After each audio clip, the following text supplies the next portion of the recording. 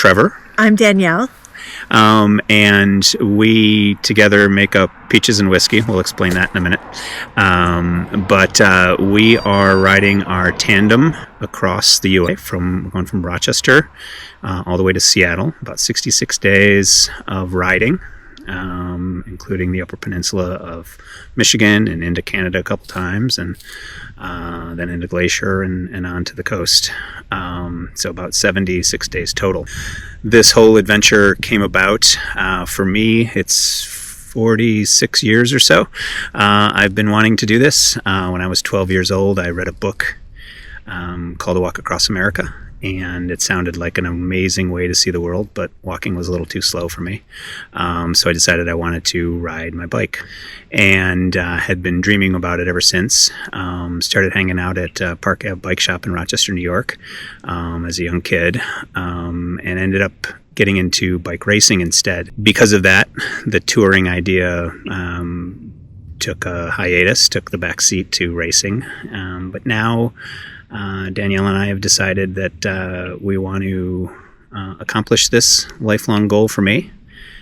She can talk about what motivates her in a second.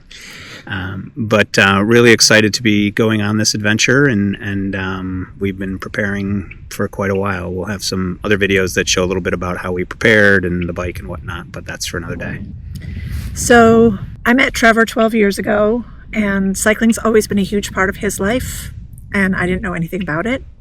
I didn't know anything about cycling, but started to learn about it and get interested as a way to get fit. And a few years ago, Trevor was talking about, when I retire, I think I want to ride across the country.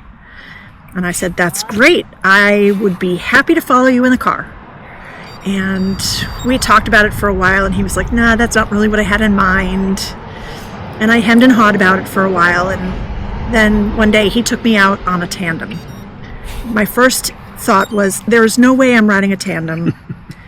I don't take direction that well, and I want to be my own leader. I don't want anyone else telling me what to do. But the first day on the tandem was such a joy. About 2 minutes in, you loved it.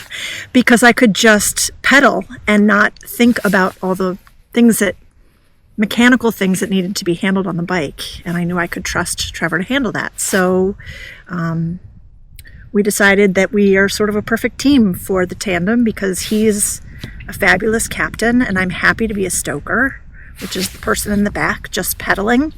I don't get control over any of the gears or shifting or how fast we pedal. Although there's a lot of communication between us, he's really in charge of the bike and I'm just the motor. So I'm sort of the little engine in the back.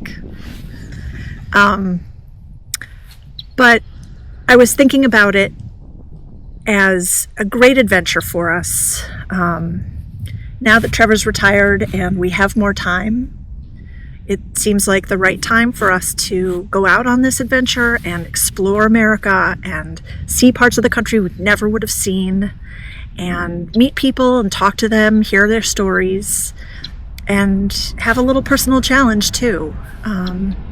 So that's kind of my story. It's not something that we've taken at all lightly. Like I said, we've been doing a lot of work getting ready for this, both the bike ready, ourselves ready, and testing things out.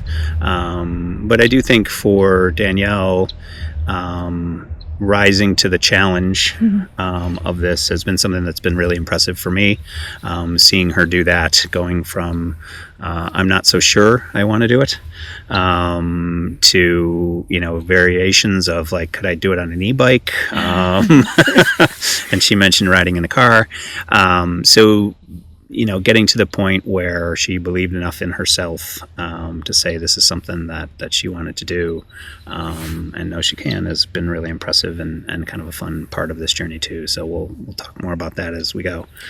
Well, and I think I have told so many people that I'm doing it now that I can't not do it. So there's part of that too. Right. That's how you get something done. Tell everybody you're going to do it, and then you got to do it. So. So anyway, more to come. We're out on a little training ride right now in the Mendon Ponds on a beautiful spring day. We are leaving on this journey on May 12th, which from recording this is only just a couple of weeks away, little over 2 weeks, and then we will be on our way, and we'll try to post every couple of days on this site, and look forward to talking with you more and showing you what we see while we're on the road and some of our adventures. Just in case you're interested, our ride out is in 15 days because I've had a countdown clock going for about a year.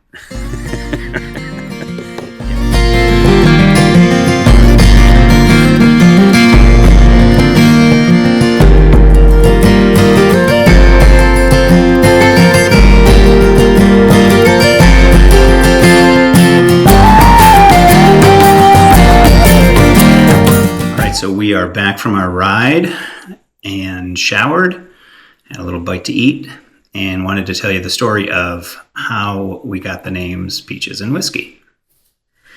So last summer, I was on my way back from Nebraska, and I needed to drive to South Dakota to catch a flight home to Rochester. Sat down in a restaurant right by my hotel that had a little bar, and there was this really lovely couple next to me.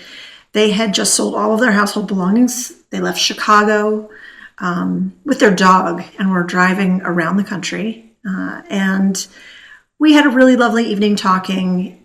I decided to stay and order some dinner and a drink. So I looked at the menu, and there was a drink on the menu called Peaches and Whiskey.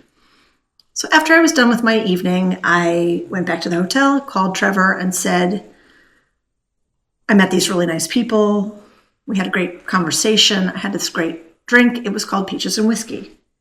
And Trevor said, I think we've got our trail name.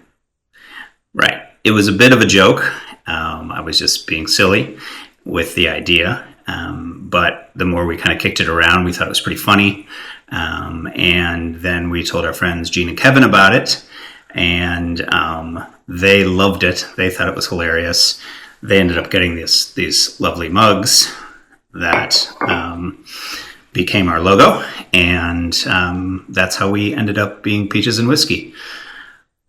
Be careful what you joke about.